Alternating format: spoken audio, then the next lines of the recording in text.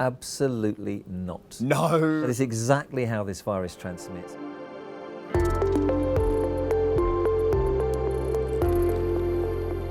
Welcome back to Ask Dr. Hilary Coronavirus Explained. This is your chance to ask whatever you need to know at these very difficult times from Britain's most trusted medic.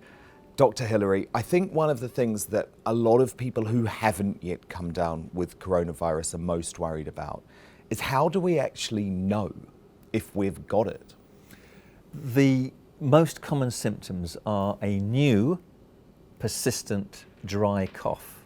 So this is not a cough you've had before, such as a smoker might have. This is a new cough. It's come from nowhere and it's persistent. It's not just for a couple of coughs. It is, for over an hour you're coughing several times. You can't get rid of this cough. You can't get rid of it. It's persistent. That's the first thing. The second thing would be a fever, and the fever would be over 38 degrees centigrade. And again, fairly persistent. So fever and cough, they're the cardinal symptoms.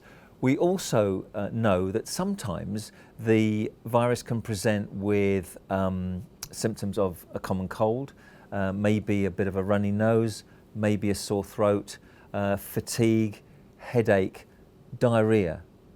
And I know that all these symptoms can be seen in other conditions, which makes it more difficult to say. But if you've got any level of suspicion and you're feeling poorly, then especially if you've got the cough and the fever, you should really self-isolate. Now, we're starting to hear about some new symptoms as well, Dr. Hilary, that we didn't know about a few weeks ago.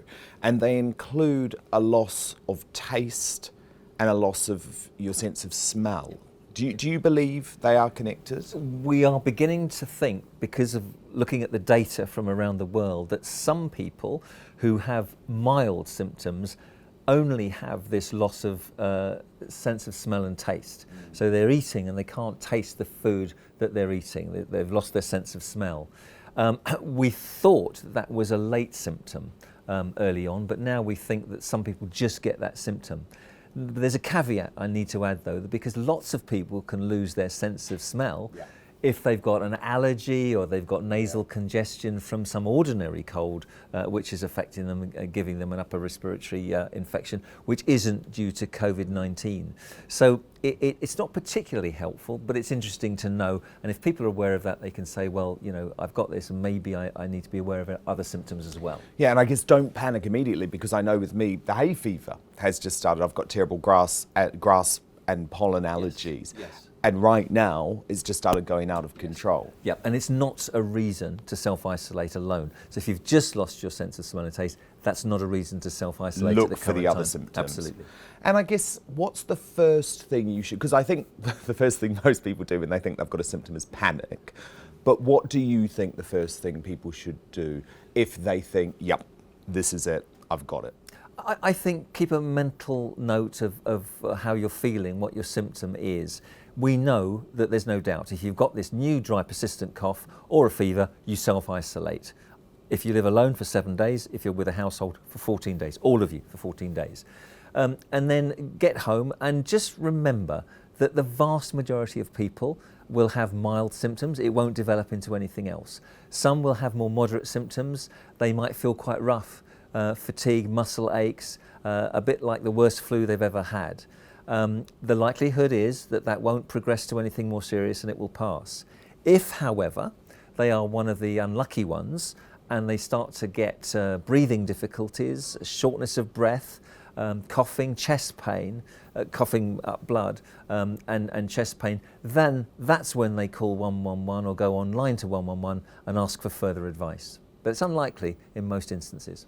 Now, we have had thousands and thousands and thousands of questions from Dr. Hilary, a huge demand about everything really in terms of what you want to know. But of course, you can ask more questions of Dr. Hilary. I'll tell you how at the end of the show, and he will be back Monday next week. But first up, we're going to kick off with Andrea Hart, who says, my partner has an autoimmune disease and I work as a mobile healthcare worker. He is in self-isolation. Do I also need to be in self-isolation with him? He has no symptoms. Yeah, distinction here between isolation and physical distancing. because neither of them have got symptoms. So they don't need to self-isolate, but they do need to physical distance, especially him with an autoimmune disease. That's a disease where your own antibodies are inflaming some of your own body tissues. He may well be on steroid therapy, which makes him potentially immunosuppressed, so more vulnerable anyway. And therefore, because she's mixing with lots of members of the public, they really need to be very careful about letting other people into their household and being aware of any symptoms. Because they live together, they don't need to be in separate rooms or physically distancing from one another. But if she develops symptoms, immediately she would need to keep well away from her partner. Great advice. Next question from Joanna Milne, who's a mobile hairdresser. Gosh, I feel for hairdressers at the moment. I feel for everyone needing to get their hair cut as well. But she says she's a mobile hairdresser. Can I still visit clients in their own home with PPE if myself and clients aren't showing symptoms? Absolutely not. No. She must not be going into other people's homes where she could, even with personal protective equipment, have the virus transmitted to her and then go on to other homes and transmit it to other people. That is exactly how this virus transmits. I know it's harsh, I know it's frustrating and it's inconvenient and it affects people's income, but we've got to really be serious about this virus. People go into other people's homes regularly, lots of homes. It's a complete no-no whilst we're in this position right now. So take a little holiday for the moment, Absolutely. Joanne. Our next question comes in on video from Carlotta Gigi. If you get mild or moderate COVID-19 and get over it in about a week or so, are you still susceptible to contracting bacterial pneumonia? And is that contagious? No, if you're feeling better, you certainly haven't got bacterial pneumonia. What happens sometimes with viral infections of any kind is you can then get a secondary bacterial infection. The virus has inflamed your lungs, you're getting rid of the virus with your own antibodies, but then a bacteria comes in and causes a secondary pneumonia. So she's feeling better, so she's not going to develop bacterial pneumonia. And pneumonia itself is not contagious, it's the bugs that cause it which are contagious. Excellent advice. Thank you for your question, Carlotta. The next question comes in from Claire Hazelton, who says, I'm on medication for high blood pressure and work as a cleaner in a hospital. The World Health Organization lists hypertension as high risk for complications from coronavirus, but the NHS doesn't list it. What should I do? Do I go to work or stay home? I would like to start by saying she's doing a really vital and important job at the moment. You know, no cleaners get much thanks. I've been, for the last few weeks, I've been saying, we really need you guys. You're doing a fantastic job, more than ever. They always do an important job. Big up to our cleaners, though, because they are putting themselves at risk. Absolutely, in hospitals especially. So thank you for what you're doing. Now, if she's got high blood pressure, which is well controlled on medication, she really isn't in the vulnerable group. It is listed as a concern. Certainly around the world, people with very high uncontrolled blood pressure are more vulnerable to the complications of this virus. But I think if she's feeling well, if she's got mild blood pressure which is well controlled to make it normal, she's really okay to go on working. But of course would need to take as many precautions as possible, as everybody else does, and report any symptoms straight away. And final question today from Richard Tacon, who says, I'm 51 and live with my elderly mother. We live in a 2-bedroom house with only 1 bathroom, but we mostly stay 2 meters apart. I'm getting her medication and getting all the shopping. However, my mum always wants to come shopping with me. Is that okay? Now, we're going to assume she's over 70. Yeah, no, we really, it's to be, well, not just discouraged, but the recommendation absolutely doesn't go shopping because it's not necessary. She's in the vulnerable group. She's more likely to have complications of this virus. She doesn't need to do shopping. She's got an attentive, dutiful son there who can do it all. And in just the same way, people shouldn't take their kids shopping. One person in the household needs to go shopping to buy the minimum that they need for the next few days. And by doing that, keeping 2 meters apart, being sensible, we will be able to control this virus as much as possible. Absolutely great advice, Dr. Hilary. Look, there are lots of ways that you can ask Dr. Hills whatever you need to know about coronavirus or your current situation. We're going to be here throughout next week. You can either comment if you're watching on YouTube.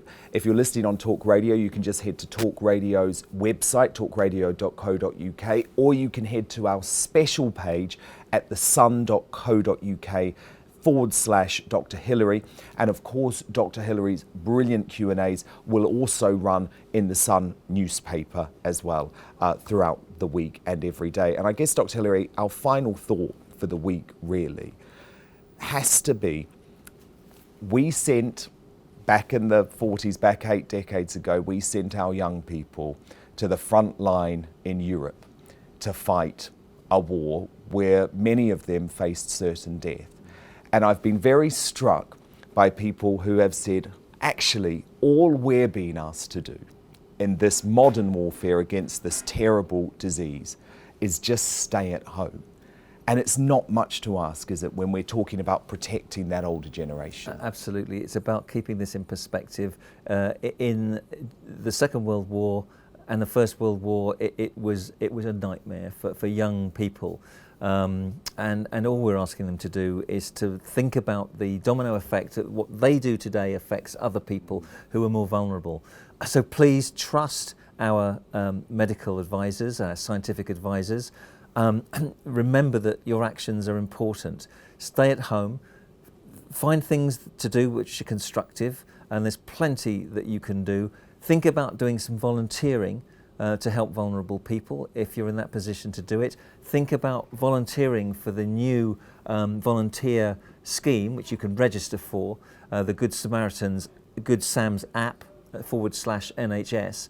We need people who can do deliveries, bring things from the pharmacists to patients, and transport people to and from hospitals.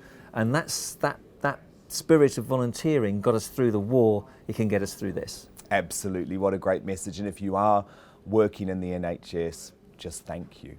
Thank you, because it's going to be a torrid few weeks. Dr. Hilary will be back on Monday. Please keep asking your questions. You can also do it actually if you find either of us on Twitter or on any social media site using the hashtag AskDrHilary. Have a great weekend. Have a quiet weekend. Look after each other.